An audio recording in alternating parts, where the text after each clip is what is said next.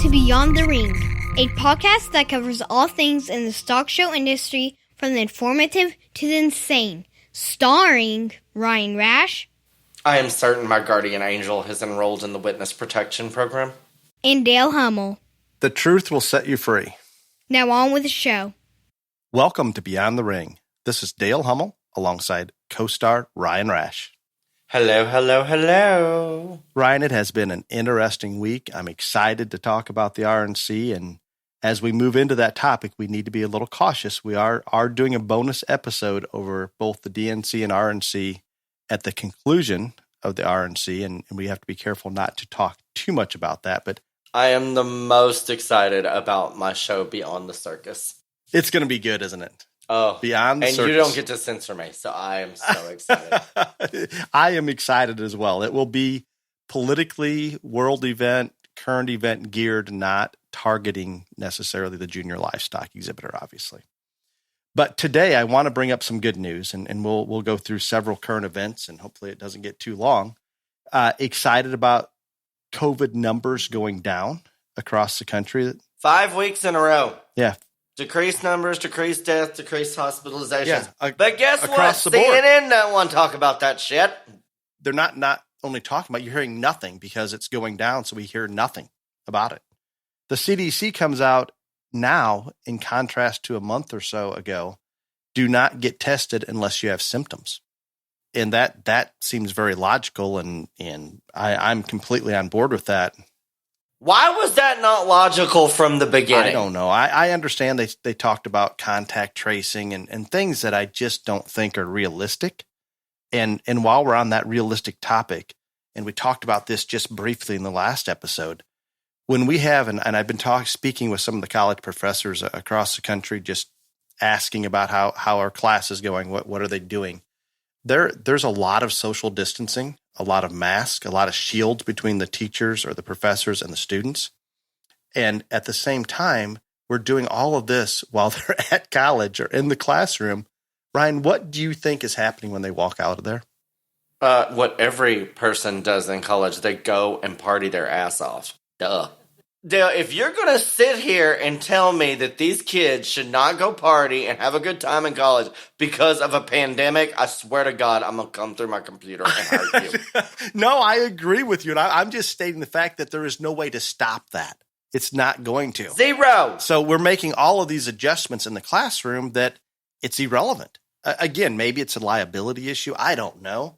But we need to be realistic about it, that it's just not going to work in any manner. The concern I have, like my oldest son, has to get tested to go to in-person class in college. And I think they're encouraging these students to get tested frequently.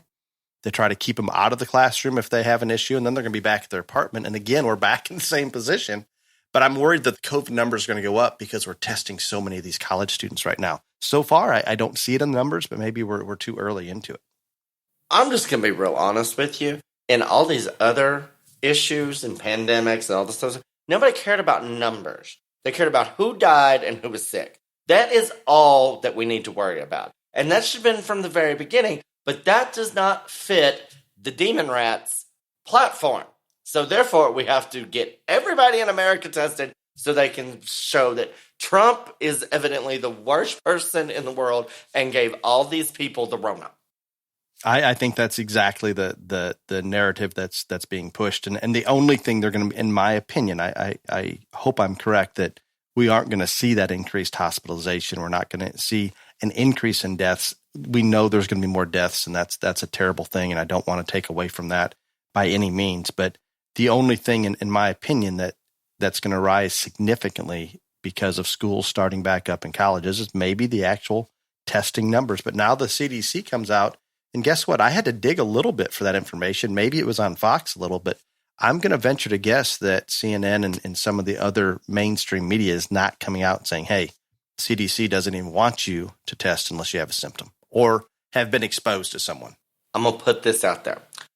The college kids probably need to worry about a lot of other diseases before they worry about Rona. Thank you for bringing that to everyone's attention. Thank you, Ryan. You're welcome. Doing what I can here.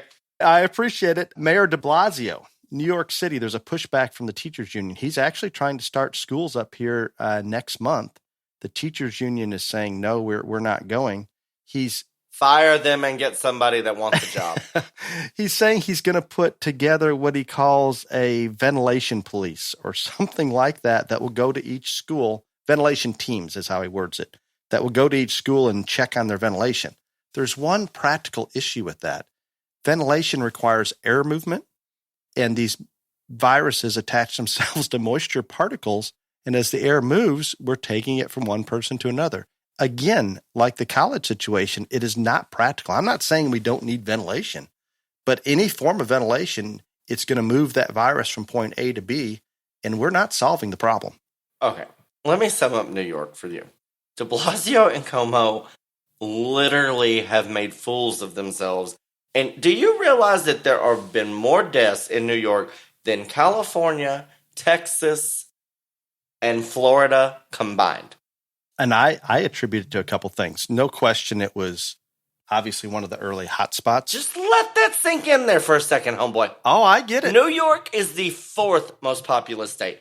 The top 3, you add all their deaths together, New York surpasses them. It's amazing. And I, again, attribute a lot of that when he encouraged, allowed, I don't know what he called. Sent the COVID patients back to the nursing home? Yeah. Great idea. Where in the world does that come from? And you know, he still will not release the numbers of the people that passed in those situations. Will not release them. That is really a truly sad situation. No, it's terrible. Not trying to politicize it or anything, just horrifically sad. So can we talk a little bit about the RNC? Just a little bit? I mean, the DNC was laughable at best. I think the one, and again, I know we're going to go into detail on this. I think the one thing that needs to be brought out the most is the DNC used all these celebrities and all this other stuff. They had terrible mishaps in terms of their production, and nobody got it. And they were truly dark and divisive in terms of their rhetoric. So this week, the RNC starts up, and that's their talking point, is that it's all dark and divisive. I have seen more normal American success stories at the RNC convention than I have seen in all of the other conventions probably combined that I've watched. I'm not going to tell you that I've paid a great deal of attention to all of them over the years, but I have watched a lot. And so how that is dark and divisive, I don't know. The one thing that I am going to bring up in detail about is I thought Melania Trump was absolutely exquisite. I think they should have her on the front lines every day between now and the election. If he gets elected again, I think she should be out there all the time. That is their secret weapon. They never use it. I don't understand it. And I do think a lot of it is she probably just doesn't want to do it because she is criticized so unjustly. But Bette Midler has been a big role model for me throughout my entire life. The things she said about Melania Trump last night, I will never listen to her music again. She tweeted, "Oh God, she still can't speak English," which, yes, she has an accent. Yes, she is an immigrant who spent 10 years to become a full-fledged American citizen. And then she wrote that she mocked her Be Best platform, said it was a bore, and that she can speak several words in a few languages, but can't speak any language totally, and that they needed to get that illegal alien off the stage. Unbelievable. Literally. And I cannot tell you how much I've respected Bette Midler, watched everything she's ever done. In 1999, when the millennium was coming, we spent God knows how much money to be at her live concert on New Year's Eve. I am just completely and totally never been more disappointed with celebrity in my life. You seem devastated on this one. Highly disappointed. Really disappointing and disheartening. I think night one of the RNC, I cannot tell you the excitement level while I was watching that. And it goes right back to what you're talking about. Real people stories versus celebrities. And it was amazing. I had, and this honest to God truth, tears in my eyes when Maximo Alvarez spoke and told his story. It was so genuine. His love for being an appreciation for being a U.S. citizen, talking about Cuban born, 100% American. It was incredible. Absolutely incredible. Tim Scott, From Cotton to Congress in a Lifetime. We All Bleed Red. So many amazing stories there that just resonated with me. And I'm biased. I'm on that side of the fence, so they're preaching to the choir, but some of that has to resonate. I can show you one simple fact that at least more people are watching.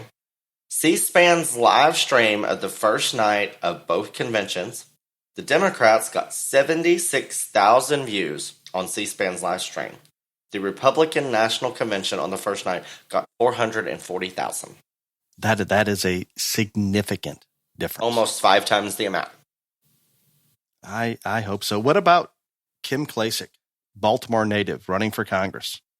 I think she is a bright, spunky individual that I think she can go far and do a lot of things. I think she's fighting a losing battle, and so I have issues being as excited about her as you do. Oh, just the fact that she got up there and she told the story that in her community for the past 53 years has been under Democratic control, and literally no change or has gotten worse. That story needed to be told. And she is correct, but she also should be bright enough to realize she is never going to win there. So why not go put yourself in a race where you can win and you can do good for the whole state of Baltimore, including those people? I agree, but I think just telling her story helped the national picture. That's the appreciation that and you're right. I hope she wins it. It doesn't look very realistic, but the fact that she got up and put that story out there and was so transparent and honest. And these are the things that we need to hear. And I'm not saying the Republicans can go in and fix all those things, but we have a proven track record. The Democrat mayors are not going to. It just hasn't worked, period. I mean, if you'll notice where all the carnage is, it's Democrat-run cities. I'm assuming Kenosha, Wisconsin. And I'm going to assume again that those are the spots that they're more difficult. You have more issues. So I'm not saying it's all because of Democratic control, but the fact is, no question, they have not found a solution. I don't have an absolute solution. I don't even want to pretend to. But man, if something doesn't work, we need to try something else. Kenosha, Wisconsin, it's erupting. I first heard Kenosha on the news, and I'm thinking, we're having problems in some small town in the middle of Wisconsin. And then I researched a little bit, and Ryan, do you know where Kenosha sits? I have no idea, but I'm sure since you are literally a compass, you can tell me. I am. I have Google at my fingertips. It is literally setting exactly between Chicago and Milwaukee. So with that knowledge, I guess it doesn't shock me quite as much about what's going on. And I am very disappointed that any of this is going on anywhere, but that makes a little more sense to me. The south side of Kenosha is basically heading towards Chicago, and the north side's heading towards Milwaukee, and they're in a mess, an absolute mess. Literally think the level of violence and destruction is probably worse there than any of the other cities for a short period of time.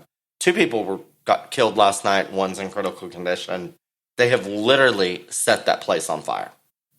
And the death of the individual that was shot in the back, and all we're seeing are some short video clips. And I don't know if it was unjust. It seems like it shouldn't have happened, but you really, unless you're in that position with as the police officer and he's going into his car, you don't know what he's trying to grab. Until all the evidence comes out, man, we've got to be careful making these rash judgments. I appreciated the young man's family and mother coming out and calling for peace and just calm and all of that. I give a lot of respect to that, and it is greatly appreciated. And let's hope that everything just settles down there sooner than later. But I'm fearful it might be going the other direction. I just want to know why they will not release if he had a gun in his car. That's been asked by every media outlet there is, and they will not answer that question. And I'm assuming he did not. I mean, I don't know. I know there were kids in the car, so I'm going to just assume there was not a gun in the car. But as a police officer, you don't know that. If there wasn't a gun in the car, why won't they just say that? Because then that only goes to show that his shooting was probably pretty unjust. So just answer it. Just say it. But how does that police officer know there's not one there? Doesn't matter. They got to answer the question. There's something fishy there. It's a bad situation, period. I don't know there's no question the gentleman that was shot wasn't listening. He already had a knife. Yeah, I mean, he wasn't listening. He wasn't stopped. There's just a lot of problems there. And maybe the problems on both sides. I don't know. Don't even want to place any judgment until we get more of that evidence. Give the people the facts so they can make their own judgment. They won't do that. Good point. No, you're right. What do you hear out of North Korea, Ryan? Oh, Kim is in a coma, and his sister is waiting impatiently, I think, for him to croak and take over. And some people on the surface would say, well, this is great. And we don't want to wish. Terrible, terrible, terrible, terrible, terrible, terrible, terrible, terrible. She is smarter. She is more ruthless. And she actually believes that they are the superior nation, race. She is the one that is in charge of all of the propaganda that North Korea puts out right now. And she believes it. And they say she is way more intelligent, way more ruthless, and that she will be a way more violent and deadly leader than Kim ever thought about being. And everything that I've heard as well, and it appears to be that way. And I don't know if he's in a coma or not. We don't know for sure, but just the silence that's been there for so long, something's going on. That's what that tells me. I mean, so I don't know. Yeah. Have you heard anything out of your friend Hillary lately? Oh, my friend Hillary. Yes. Well, I love the fact that Hillary got on her high horse and went crazy when they asked Trump, when they were running against each other, if he lost, would he accept the results of the election? And Trump said that he wanted to wait and see what the results were. Not that he would not accept them. He wanted to wait and see what the results were. She, yesterday, had an interview and said under no circumstances should Joe Biden accept defeat. Even if Trump wins the Electoral College, the popular vote, whatever, he should not concede the election under any circumstances whatsoever.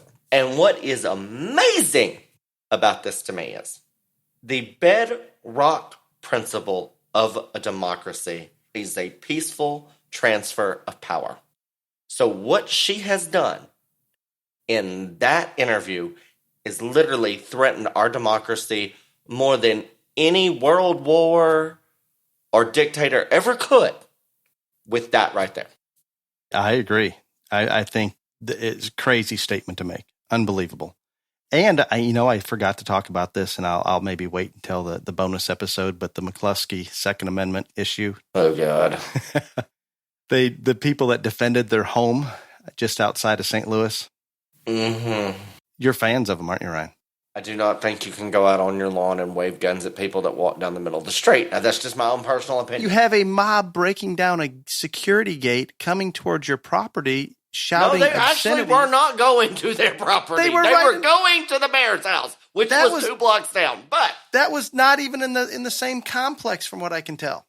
No, I think they didn't know where they were wrong, going. Sir. You are wrong. If you have, just like the muscle discussion, you were wrong. No, the mayor's house was 2 blocks from theirs in the same community, and they decided to get out on their lawn and wave guns at people. I think you should have a gun. The key is their lawn. Everybody has the right to protect themselves. If they would have come on their lawn, try to come in their house, get with it. Did they shoot anybody? Did they fire the gun? I think you can go out there and wave a gun at somebody just because you want to, Del Hummel. No, because you're going to protect your house from being destroyed and yourself. Did they shoot anybody? Oh, okay. Did Next. They did not shoot. I've got an idea. I'm going to start a GoFundMe page, Guns for the Gay. GoFundMe page, Guns for the Gay. The worst idea in the world is to give me a gun because I will shoot somebody and I will not be the one defending my home. I will shoot somebody because I want to. Oh, I think we just better agree to disagree on that one. wildfires in California, I don't have as much information on that other than some families living out there that I've discussed it with, and it appears the fires are as bad as they've ever been because of all the issues going on. There's probably less national coverage. It also appears as though because of COVID, because of lack of funding, that maybe there's not as big of firefighter response. And again, I don't have firsthand knowledge of this, just piecing together what I'm hearing from the families there in California. And it's a very, very serious, sad situation that's going on out there. And we're not even to the peak of fire. We haven't even started what they consider fire season. Again, The mainstream media is not covering it hardly at all. And I don't understand that, because normally they love, pillage, carnage, destruction. So I don't understand why they're not covering it. I don't think it helps the political environment at the moment. But I've heard from several people out there that this will probably be the worst, if not one of the worst ones that they've ever suffered through. It looks really bad. I have one. We've got to get through these current events, and I have another one. I have a great idea. Great idea. I think we should send the gay tonight, tomorrow morning, to Port Arthur. Tie yourself to a pole on the beach and do a Facebook Live as the hurricane approaches. Sounds like a great idea, Dale.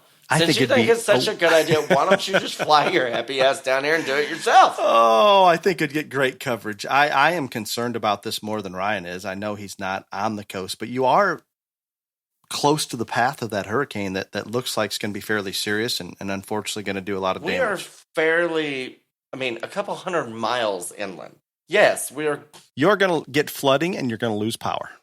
Is the gay mansion, Barbie mansion on a hill? We're going to lose power. We will get a lot of rain and we will get a lot of wind. We'll probably have some trees down and we might lose power. But if we do, my mother's house has a generator and I'm going to be out of here to judge a show on Friday. So I can just leave a day early. It'll that be works fine. Out great.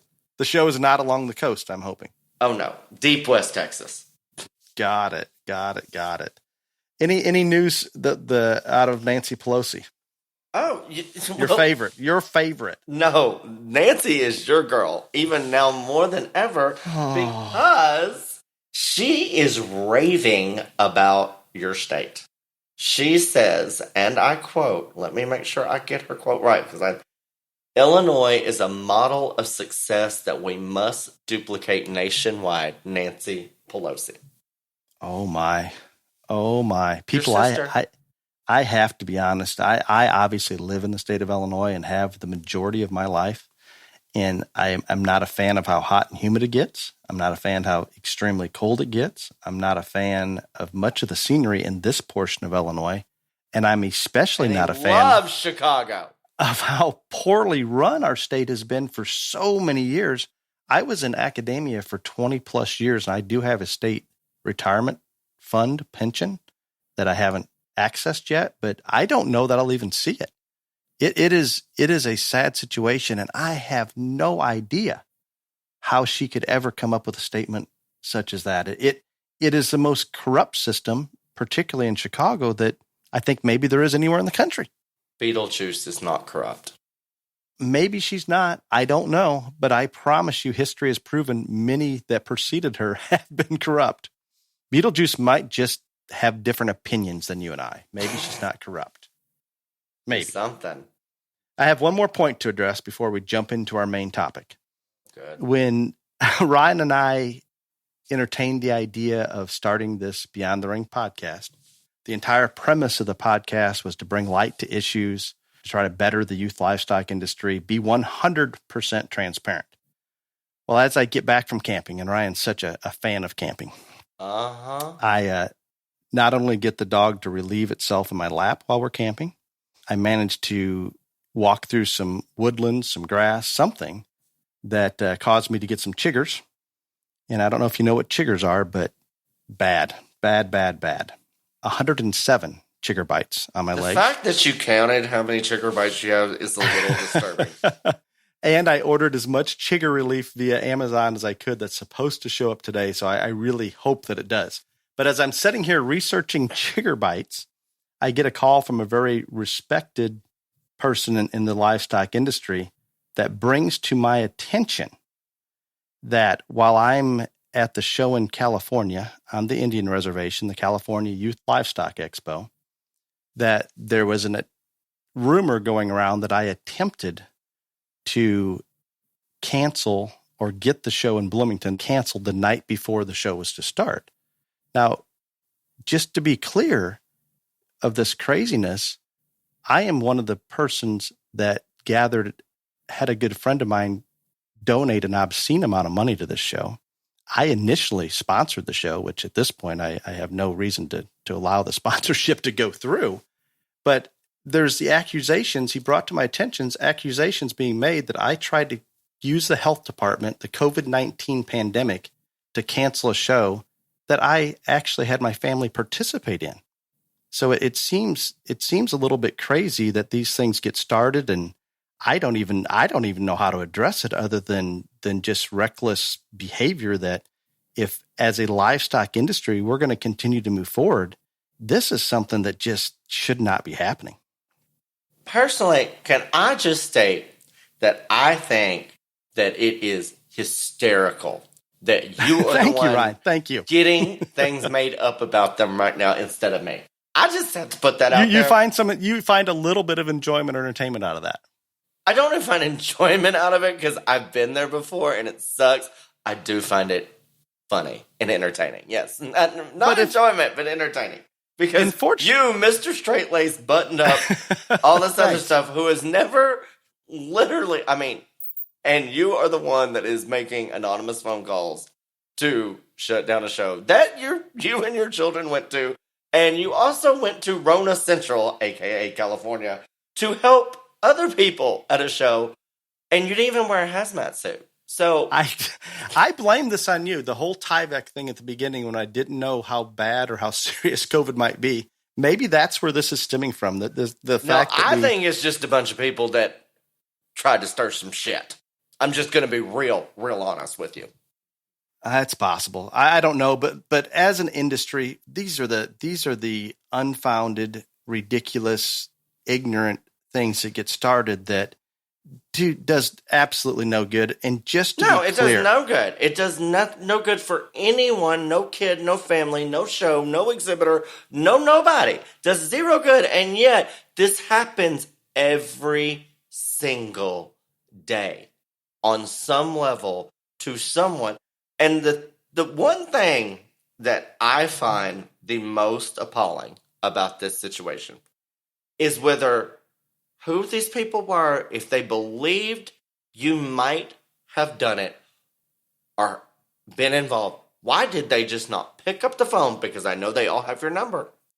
Call you and ask you.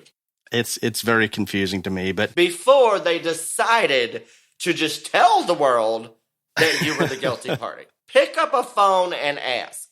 And I'm out there judging shows, participating. I'm doing everything I possibly can to keep this youth livestock industry going through the pandemic. But you're going to cancel this one show. Yep. I'm going to just cancel that one. So to be crystal clear, I have no problem with individuals opposing shows during COVID, even people that are stock show families. That's their right to do that. Every individual needs to make that their own decision. If they don't want a show to go on, my recommendation is just don't participate, don't go. I don't even have a problem with them bringing to light this is an issue, this is a problem. That is their right to do that. But for crying out loud, don't just pull things out of midair and assume that I did it or somebody else did it that has nothing to do with it. It's insane. I really don't get it. So on a more serious note, and I know we're making light of this, we as an industry right now have to do everything we possibly can to keep moving forward. We have enough obstacles out there that we don't need things like this that have no basis. Exactly. Do not create new shit for us to overcome.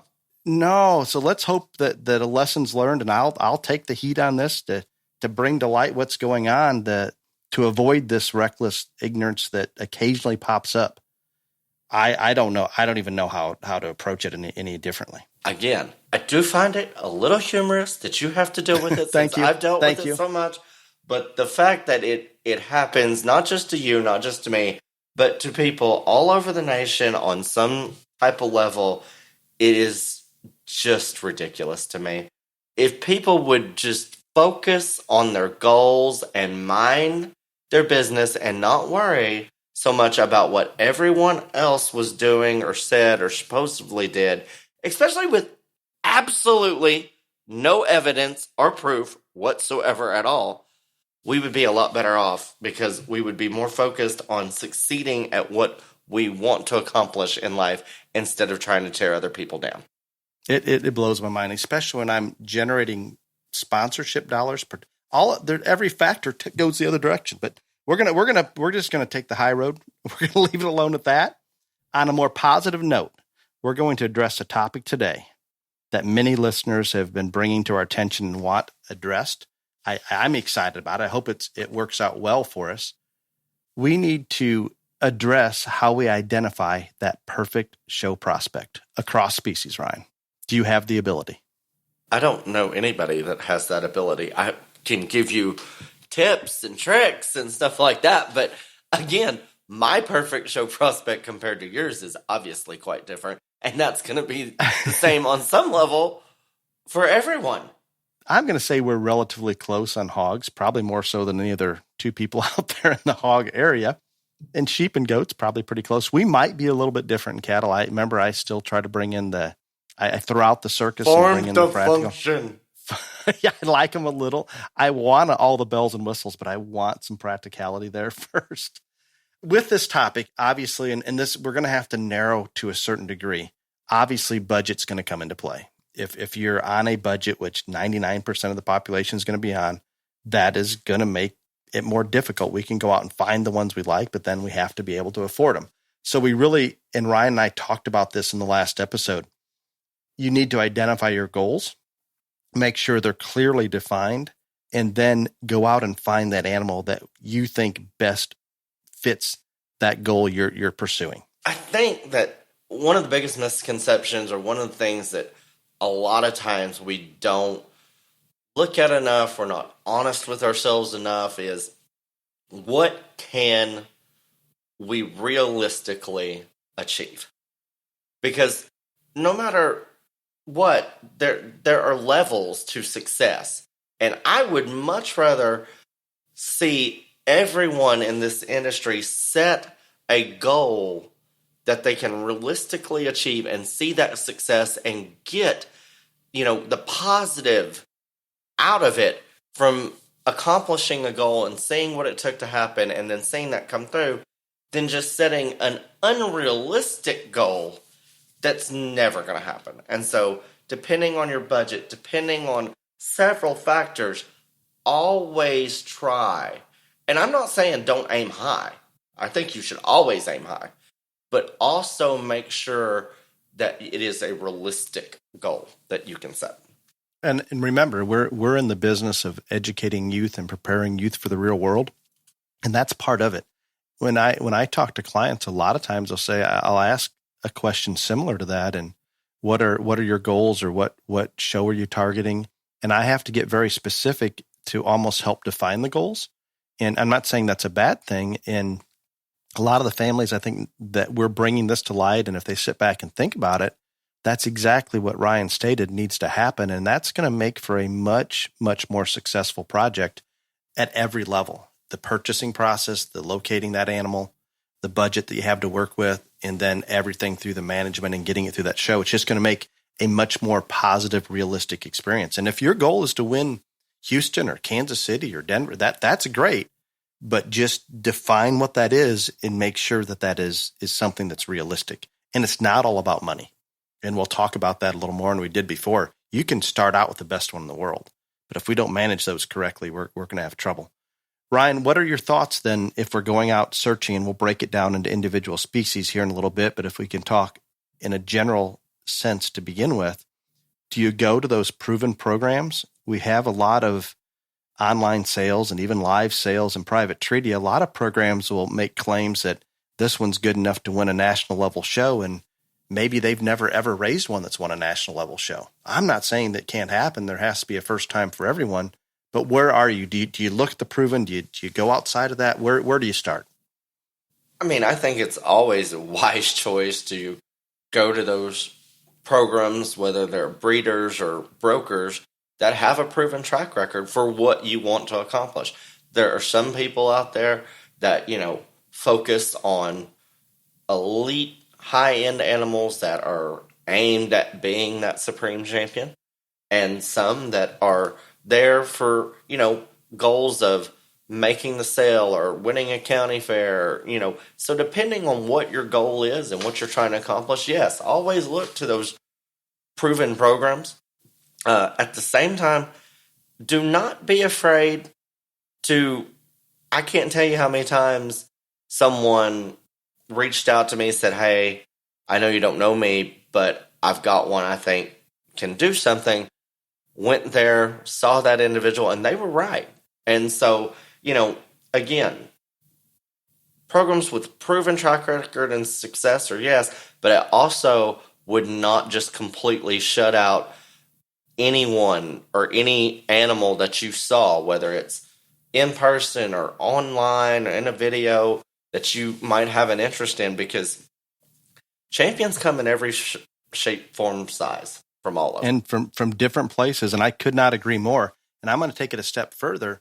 Let's think about those proven programs. Obviously have some proven genetics that they're working with, and that's almost like an insurance policy or just a lessening or increasing your odds of that animal turning out, knowing it's coming from this genetic line that's performed before. But guess what? In most of our species, those same genetics are available to a lot of people through embryo transfer, artificial insemination. So you may have a breeder out there you've never heard of before that has a very similar genetic package as maybe one of those proven breeders. And I'm going to tell you, it's probably going to be a little less expensive at that one. 9 times out of 10, you're right on that. So I like that. So proven programs, always a plus. You can feel a little more comfortable. But just as Ryan stated, brokers, breeders, each one of them fits a little bit different market.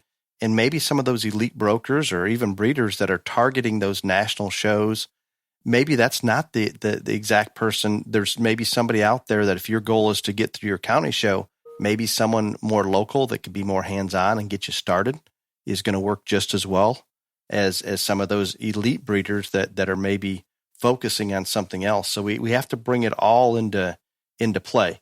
So we're talking about the proven genetics, Ryan, and whether it's the cattle industry, the swine industry. If you have a mating that's been successful for a couple of years, when you go in to look at those, can you go in with a little bit more confidence on how you think they're going to mature? I'm going to state something that you are not going to agree with, and a bunch of people are going to say I'm nuts, and that's fine. Every time that I was looking for projects for kids, the last thing I was concerned about is what they were out of.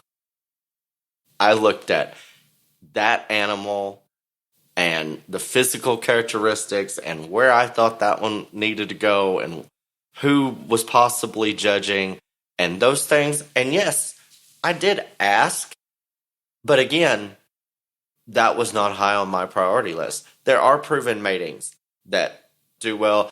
I was more concerned in terms of what that mating was in solely on an aspect in terms of how they feed. Correct. That's just the honest truth. And to break it down a little further, you're more specifically when you talk about how they feed, do they have appetite or are there intakes? Right. Are they going to belly down? Are they going to mature? And you're primarily, yeah. And I think those are absolutely critical. And in different genetic lines, and even within those genetic lines, there's different ones that feed differently. But I think in general, some of those genetic lines out of certain dam groups or certain sires, they're going to feed a little better. Maybe not as high management, high risk, whether they're going to feed or not. I like your concept. And I'm going to probably say that I'm going to go 50% genetic, 50% visual.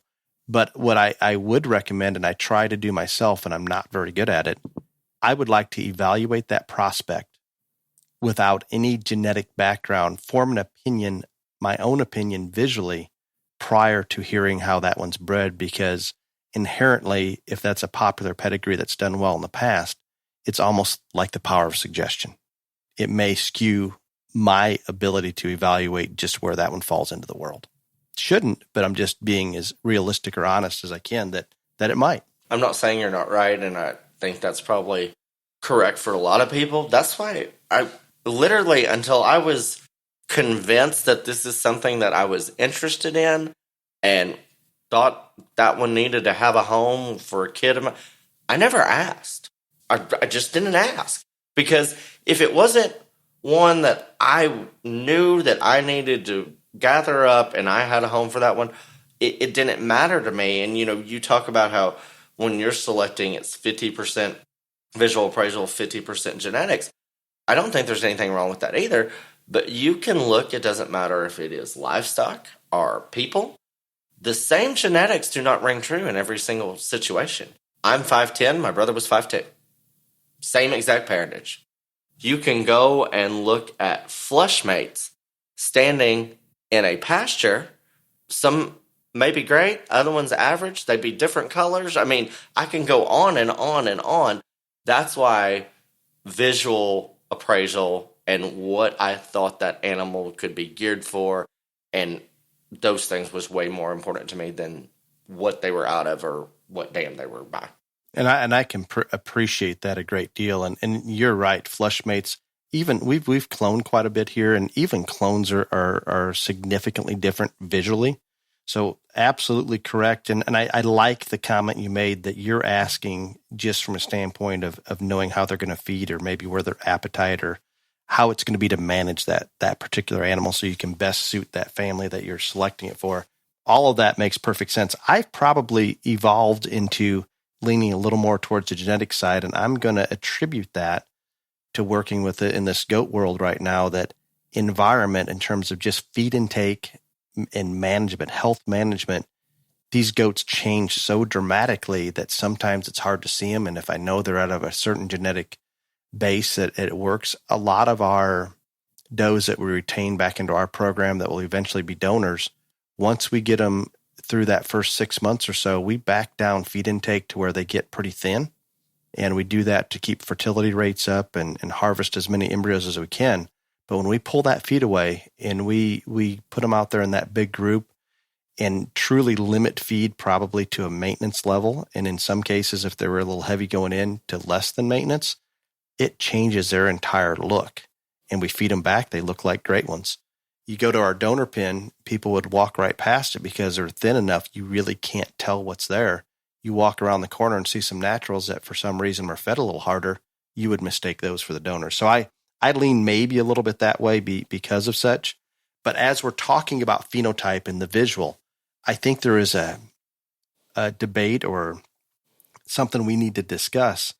When we're looking for that prospect, a lot of times it's easy for us to envision an animal, putting that ideal in our head at that American Royal or Houston or San Antonio or wherever you're at, that ideal market animal. We have to be careful. Do we want that prospect to look like that market animal at a young age, or do we want them a bit more immature? I think that the biggest thing on this is there's an evolution process to everything. And so those ones that are so stout and so muscular and so much further advanced when they're young prospects, some of those continue to stay that way and hold together. A lot of them don't.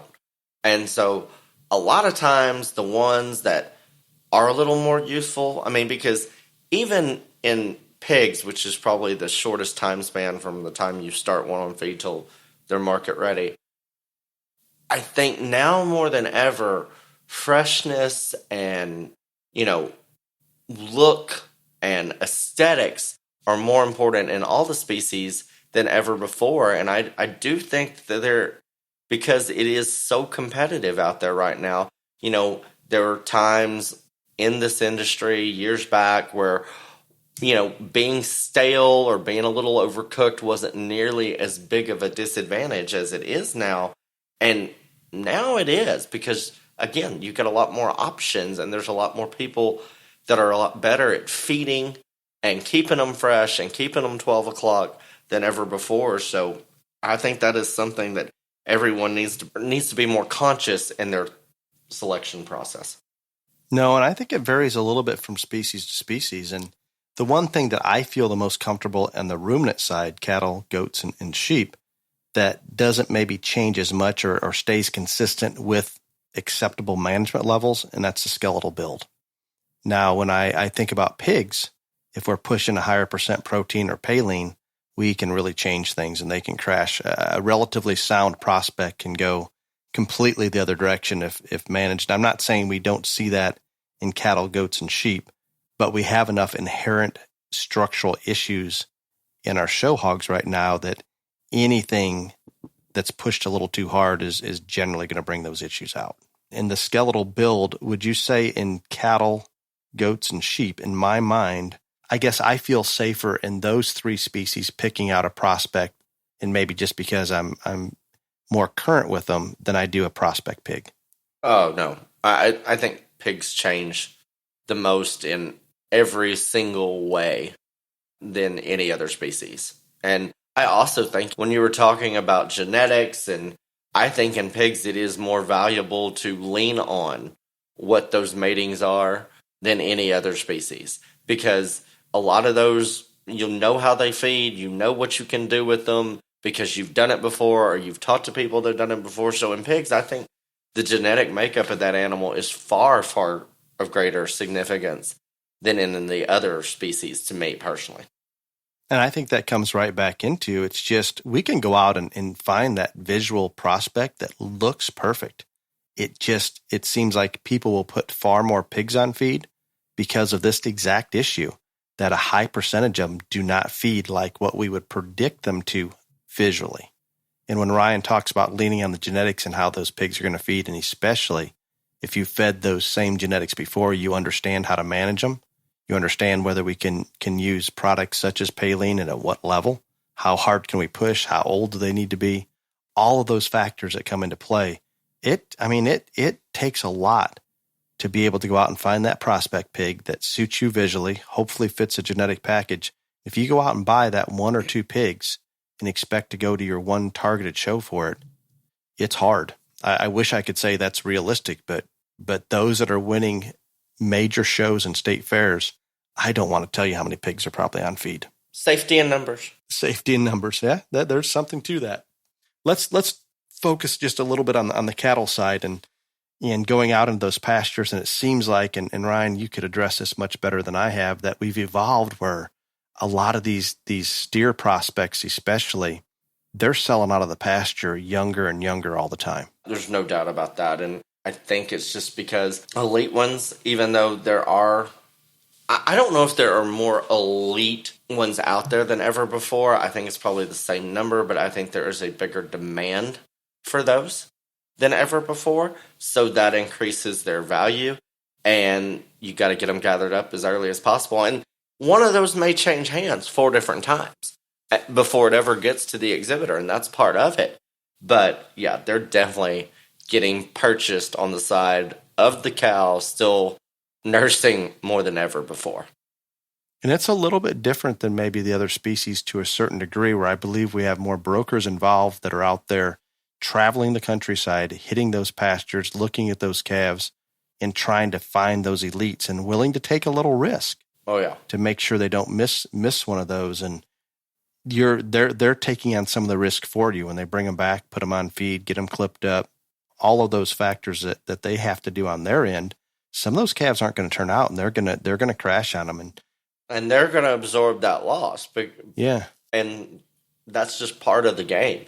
I can't tell you the number of times people will have come up to me, because I primarily, and I only did Texas when I was brokering cattle, because I didn't want me selling cattle outside of the state of Texas to affect me being able to judge in those states. And so I only did Texas, and they were like, we want a Fort Worth steer, we want a San Antonio steer, we want a Houston steer. And so the Fort Worth ones, yeah, some of those got purchased.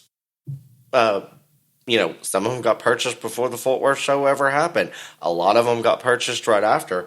But if you wanted a slick sheared steer from me, for San Antonio, Houston, Austin, Angelo, whatever, I told everybody up front, you're not going to like this, but I promise you, I will not even go look for one, probably, until after we get through with Austin, because I was at a show every day, whether it was steers or heifers, with those clients of mine, making sure they were, we could be as successful as we could. And so You can't.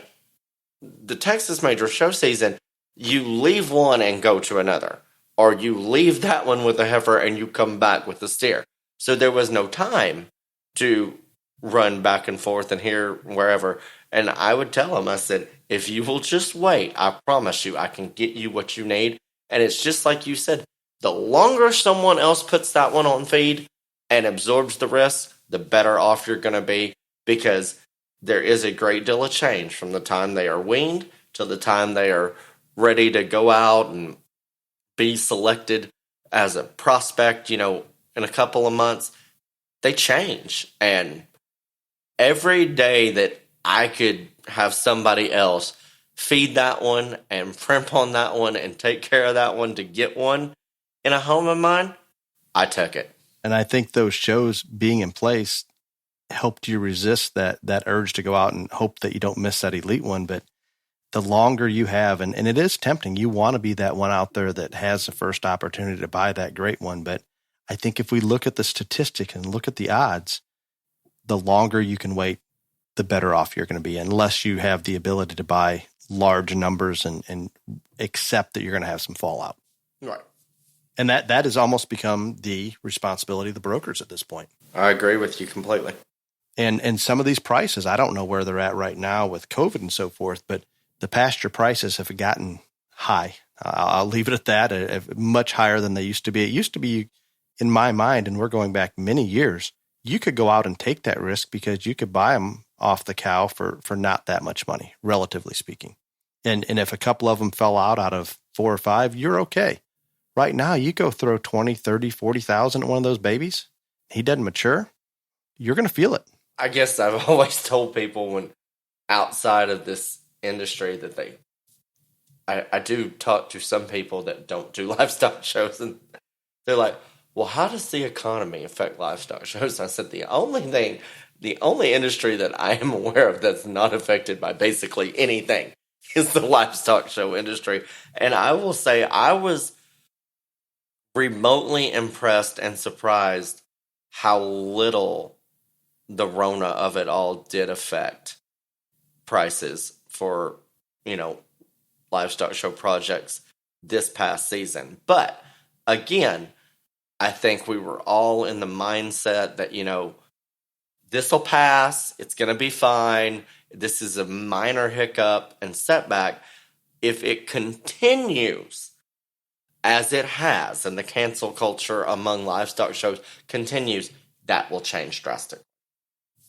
No, I agree. And it's held up remarkably well. And I think part of it because of all the replacement shows that so many people are putting some effort behind and getting to pop up. And there's in some parts, we've talked about this before, there's more shows to go to now than there was a year ago.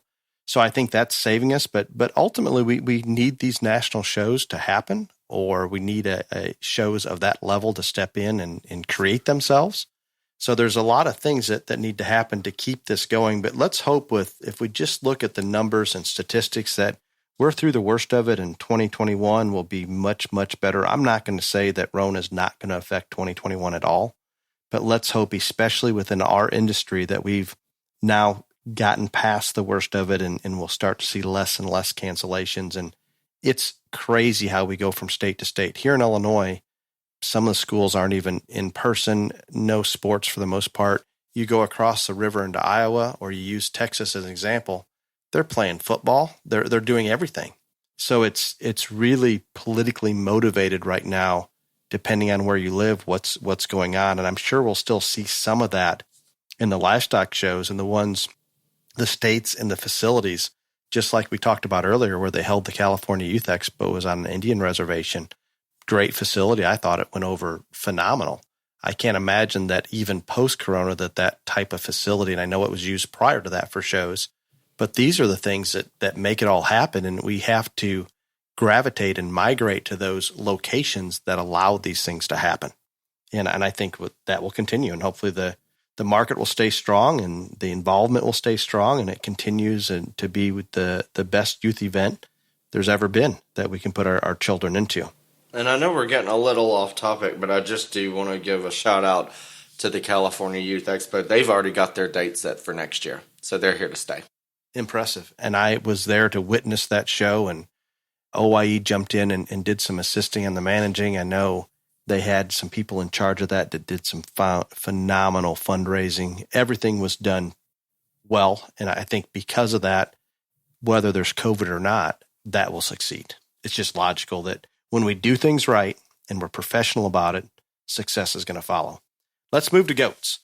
And in terms of picking out prospect goats, and I'm going to be the first one to come out here and say, I get asked all the time what I call crossover families that have been showing cattle or pigs or sheep. I want to show goats, but I don't know what a good goat looks like. And it's so simple. And I've told the story so many times. I was in that same position when we decided to get into the goat business. And fortunately, my wife, Holly, and our manager, Craig, didn't even think about it. They just sorted good livestock. And that's where it needs to be. Just look for good livestock. Make them look like a good sheep. I don't care if you make them look like a good pig, a good calf. It all applies. We need skeletal build.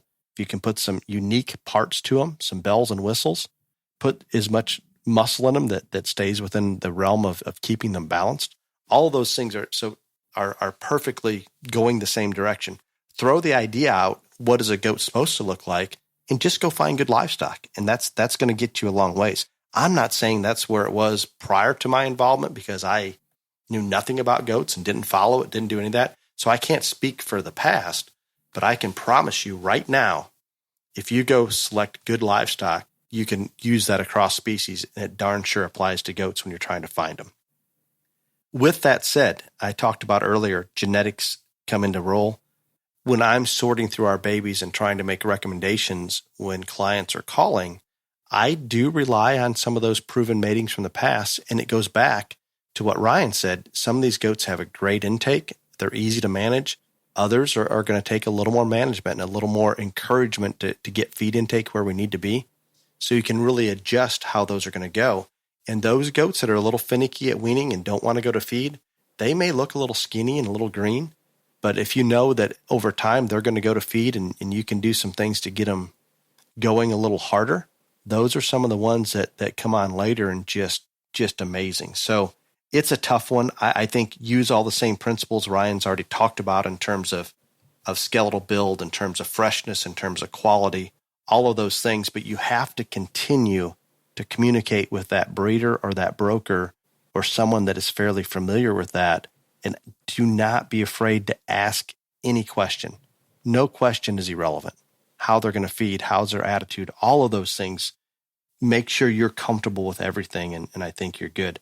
Ryan, I love watching you sort goats, and part of the reason is, and I think you've even mentioned you showed goats back in the early days, you don't look at them any different than any other livestock, do you? No, and people talk to me all the time. They're like, how can you judge every species?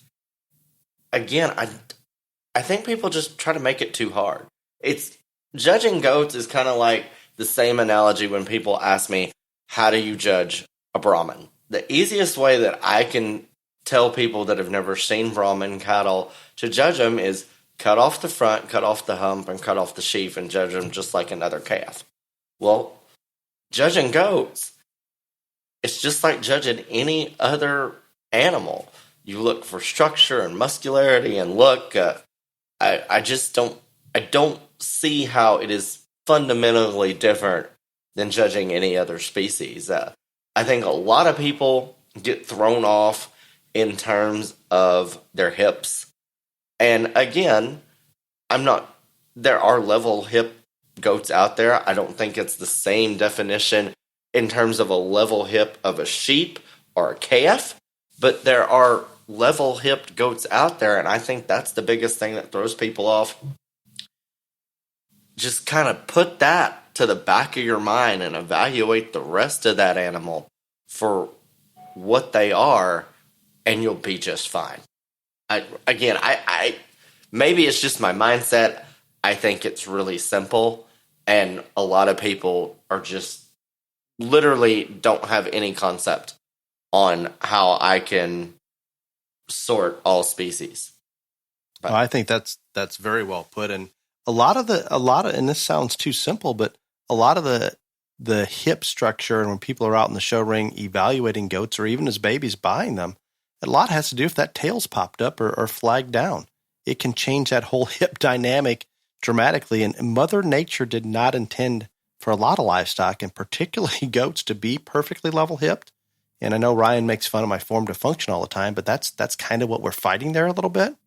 So we got to be careful. I'm not saying we need steep-hipped goats, but Mother Nature says there's going to be a little bit of a drop from the hooks to pins, and that's kind of part of it. So I couldn't agree with Ryan any more than let's look at them as good livestock and try to just look past some of those things.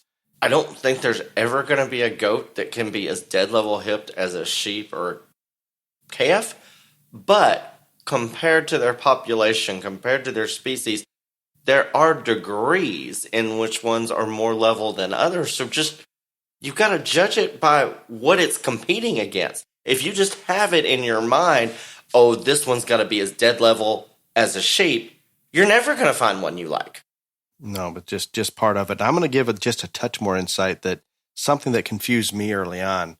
Our first year breeding goats, we had some born that were so opened up, and what we would call, Ryan, and other species, very early maturing. I mean, just as wide as they were tall and long. And that in general, they're not going to get very big. They're not going to mature out. Maybe it's just our genetic base, rather than nobody wanted to buy them. So we kept a lot of those for my youngest daughter to show. And we had to show them a little bit older. But the time those fall nationals came around and my youngest daughter was given some of those smaller goats, all of a sudden she's got one that's a contender at Louisville. For some reason, these goats, and I'm not saying they're going to completely change, but Ryan had mentioned earlier, some of these earlier maturing ones or more muscular animals will mature and be fine. Others just stop, and they're going to be too jammed up. It's never going to work. I've noticed in goats relative to other species, if you have enough time, that they will continue to grow frame and become more proportional. I'm not saying perfect if they're extreme when they're babies, but over time, they will become more proportional than what I ever predicted. So it took me a while to adjust to that. I can't give you a biological explanation. I can't explain it. It just is one of those things. With that said, sheep, we can talk about them being similar to goats, but these sheep are at such a level right now. I mean, you almost have to draw a picture. You can't draw a more perfect picture of one than what you see winning some of these big shows. Sheep have made gigantic strides here in the last few years, even to change, some different aspects of them. I mean, I know the shag and all that's big right now, but more importantly, I think they have really changed what they consider ideal in terms of the fact that, we're not just making them as tall fronted as we can and not have anything to them. And, I think the sheep industry is really making some great strides. And again, they've got some cool trends going on along right now too, but I really do think they've made some tremendous leaps and bounds in terms of making those animals as close to perfect as they can here lately. And I think when they get them propped up, wow. Now, if I'm going to be critical because they focused on so many things, if there's one thing that maybe went backwards when we started getting so much shag on these legs, we could carve them into looking anything we like. And I'm afraid we went a little backwards maybe on structural build and how they move out of that hind leg. But if we can keep the body type where we're at, make a little progress in those hind legs, we always say, well, I'm so excited with where they're at right now. Where can you go from here? That's where I'm at with the sheep. If we get that fixed, maybe keep that top down just a little bit better on the move in general, I mean, we've really built some incredible creatures. Absolutely. I think that the sheep deal is probably as competitive as any species right now. And again, I agree with you that maybe we've lost just a little in terms of structural injury. I think more on the hind legs more than anything else. But, and I do think that's something we need to watch. And I think that's something when you're out there selecting them as young prospects, probably need to pay a little more attention to that. Because I do think that you see it more and more each day because the sheep are so good everywhere else. I do think that structure is going to play a increasingly bigger part in how those elite ones are sorted out on the top end. And I think as we make progress breeding, feeding, all of the factors that go into creating that perfect circus animal, as you would call it, Ryan, skeletal build and structure is going to continue to be that factor that we have the body types just about there. That's, to me, and I'm not trying to single trait select anything. I want everything else there. But you're right. In my mind, and think about when you go sort a pig show, what do you sort it on? Structure. Yeah. And I think even as we move into the cattle, goats, and sheep. That's why the pig people don't like me. Now, I wouldn't say they don't like you. You're just maybe not using some of the same pigs that won the previous weekend. But I think they like you. I think they appreciate your honesty, and it is what it is. And there's one thing I forgot on the goat side. We can make these goats perfectly level hipped. All we have to do is go out and buy a dairy goat. And I mean, they are as level hipped as they are there. But every time we make a goat level hipped, you've taken the muscle completely out of them. I'm not saying that people can't manage them in ways they shouldn't and get more muscle into them, but we're not even going to go down that road. But yeah, level hip goats. That's a whole other podcast. That is level, and we're going to cover that one. But level hip goats in general, and hopefully someday, which amazes me, we can make these sheep level hipped with still big old booties on them. But it's pretty hard to do in a goat. Mother Nature we haven't had enough genetic generations of selection to get to that point. But we're hopefully getting closer. Ryan, we haven't really addressed, do we buy these prospects online? Do we buy them in a live auction? Do we buy them private treaty? What are your thoughts? I think it all depends on what works best for that individual family. I will say, and I will say it again and again and again and again, and I will say it probably till the day I die. I think there is no substitute for actually seeing that animal live with your own eyes in whatever setting it is. I don't think there's any substitute for that. Now, with that being said, I realize that we are busier than we have, until Rona shut us down. We are busier than we have ever been in terms of parents both work a job. The kids have so many other extracurricular activities. You just name it. There is more and more on each family's plate. So that's why online sales came about, because it's easy to watch a video online and it's easy to bid at your computer at night. And lots of success has happened through those things, and I am not discounting them at all. I think that they are a great source. I understand why they are there, and I think that they do positive things for lots of families that are out there that don't have the time to put on the miles to go to so many different brokers or breeders. Again, for me, personally, I do not think there is any substitute for you actually seeing that animal live and in person. I am on board with that, and 99% of ours are sold online. But I agree with Ryan as far as being able to see them in person. I think it depends on those goals we talked about earlier, what your goals you're setting. And if you don't have the time, and it seems like we're losing, we have less and less time to go travel the country and search those out. But if you're trying to find that elite animal that's going to win a state fair or a major show, you're either probably going to have to utilize a little bit of that online, and in an ideal situation, go look at them. You can still go look at the online animals. Do so if you can make it there. But the online sales give you such an opportunity to see such a variety of quality from across the country that you either need to embrace that to a certain degree or rely on a broker that's getting out there and putting on the miles, because the chances of that one being in your 100-mile radius that you have time to drive to, depending on where you live, may not be very good. But if your goal is to compete well at a county fair and get some experience and go to jackpot shows, guess what? It probably works to grab something locally there without any problem. So I'm with Ryan there, and there seems to be fewer and fewer live auctions. The online auctions have really dominated. There's still some private treaty going on, and from a breeder's perspective, and we get calls every day, will you sell something private treaty? I have to be careful, because when we're selling our weather prospects, particularly more so than does, and we will sell some doe kids, very few, but occasionally private, and some mature does private, especially in groups. But in terms of our prospect weathers, there's so many families that we've worked with. How do you prioritize? Well, who gets first pick? Who gets second pick? It just doesn't work. And then you complicate that with, if we did it in that manner, we'd have visitors come through nearly every day, and we physically can't get anything else done. And I know that sounds crazy or ridiculous, but it just the reality of it. So we have to take it in a practical sense however we can.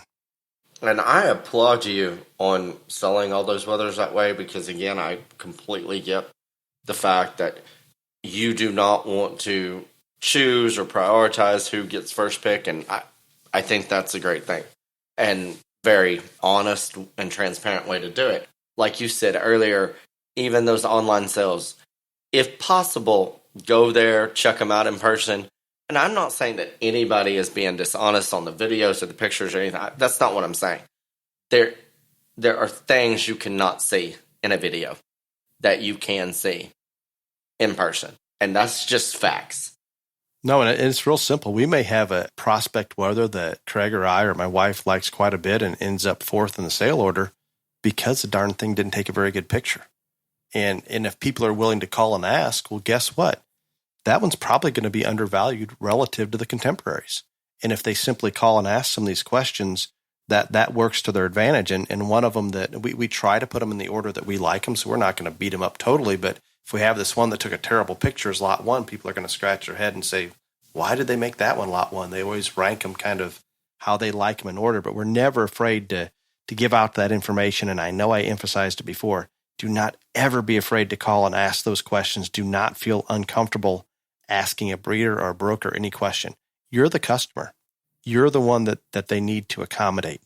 So make sure to take advantage of that. Ryan and I talked about this, and Ryan brought it up in an earlier episode. In the north, if you go look at some club calves and you ask them to go ahead and put them in the wash rack and wet them down, they're going to look at you a little funny. And Ryan says that's common practice. Yeah, it's common practice in the South, I'm assuming, with the slick calves. Right. Yeah, not here. But I mean, but why wouldn't you? I mean, I guess if you want to see what you're feeding, I know the hair is going to help and cover up a lot of things. The problem is when you do that with a lot of these haired up fall babies, or these babies in the fall, I shouldn't say fall babies, you may not like any of them. It's going to be more of a transition than maybe we want to see. So we'll be kind of smart about it. Ryan, do you have anything to add to that before we move on to our question and answer segment? I don't think that either one of us can just specifically lay out an A to Z guideline on how to pick the perfect prospect animal. But I do think the things that we have talked about are tips and tricks that can help anyone in those areas, because the perfect prospect animal for me is not the same for you, is not the same for other people.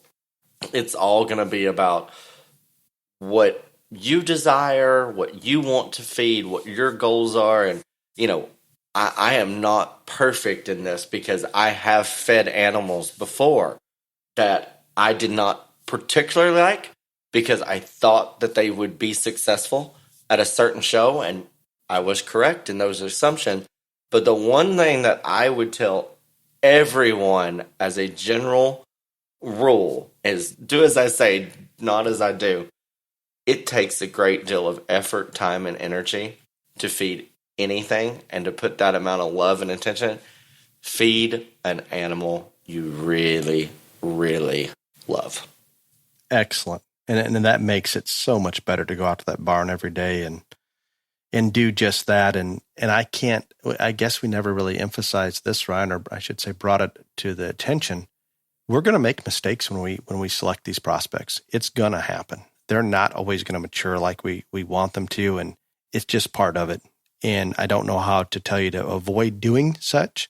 There's no way to tell somebody how to avoid doing it. No. So, I mean, there's no crystal ball. Maybe that breeder or that broker tells you one thing and they mature differently.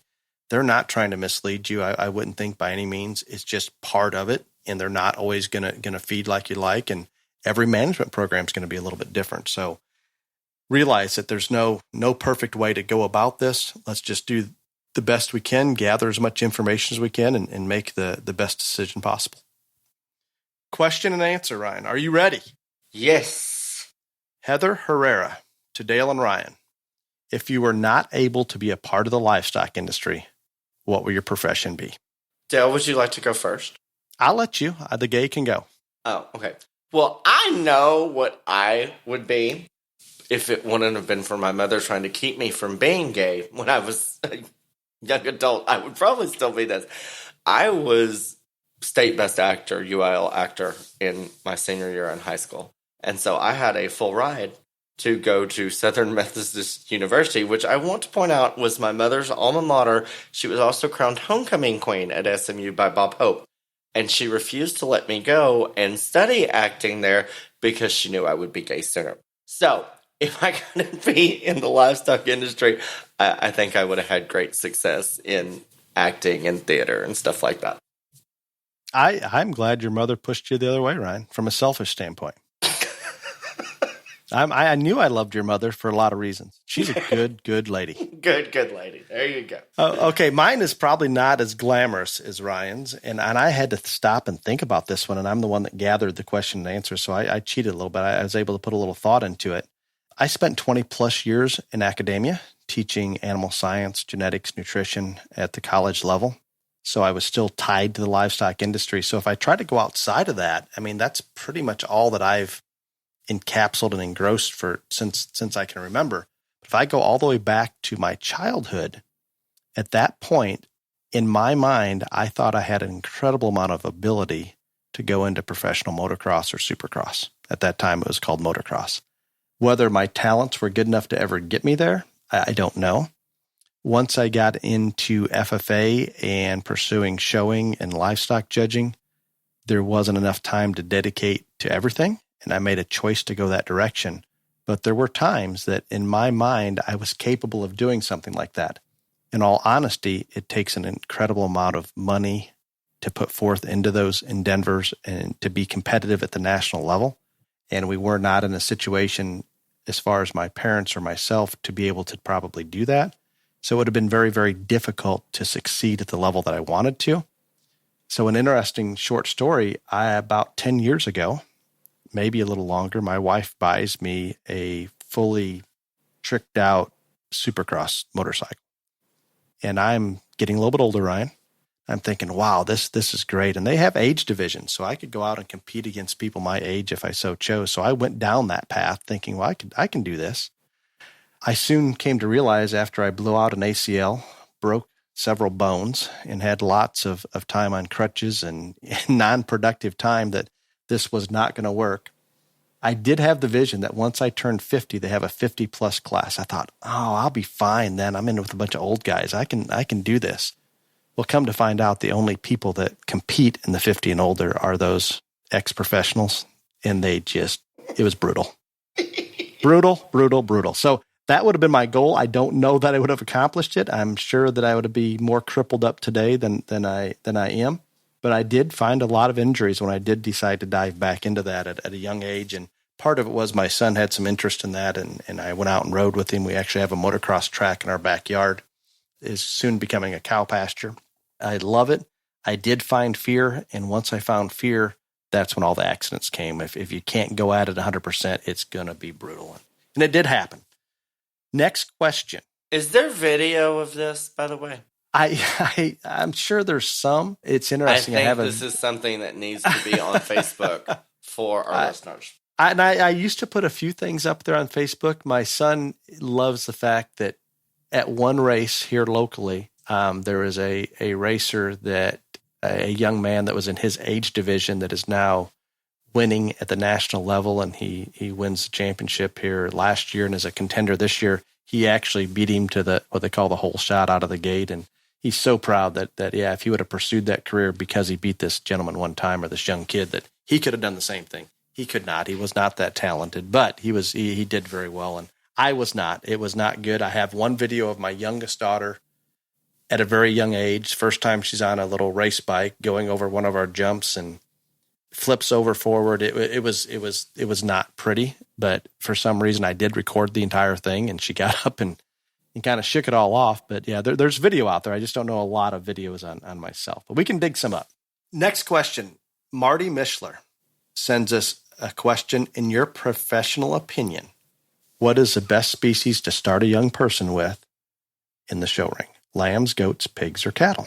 I think it all depends on the background of who, whether it's the parents or the grandparents, etc., that are going to be the primary people in giving that youth advice. I think that is obviously, if they have more experience in cattle, sheep, pigs, or goats, then that is the species they need to start the young person out on, because they have more knowledge, they have more experience, and they can relate that to the young first-time exhibitor.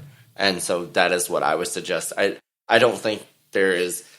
I think you can make cases for every single one of those species as being a great first-time project and one where they're going to have challenges. So I would literally lean on what the people that are going to be there in the day-to-day management that are teaching that child have the most experience with. I love it. I don't even want to add to that, Ryan. That's exactly right. And I think a lot of people in general say, well, cattle are too big and it's too dangerous. Don't put a young kid on there. I agree. We want to be safe. We want to make sure there's no issue there. But if that's where the family's the most comfortable, they're probably not going to have those issues, especially if they've shown cattle and they understand all these things.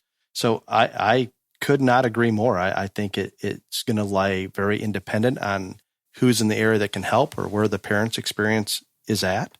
And yeah, it seems very logical. Let's keep an open mind to it. And there really isn't one specific, but there is one for each family that's probably going to work the best. Next question, Kimberly Kate. She addresses melatonin. We have heard it's illegal on the West Coast. Has it carried over to the national shows? How can melatonin be illegal on the West Coast? You can go buy it in Walmart. It's just a drug to grow hair.